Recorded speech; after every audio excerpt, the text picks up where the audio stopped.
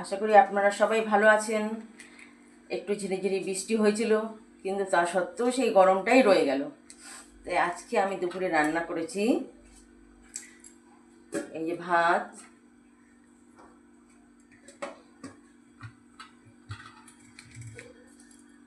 এখানে আছে ডাল, ভেজ ডাল আছে, আলু দিয়ে, ধনেপাতা দিয়ে, মুগ ডাল,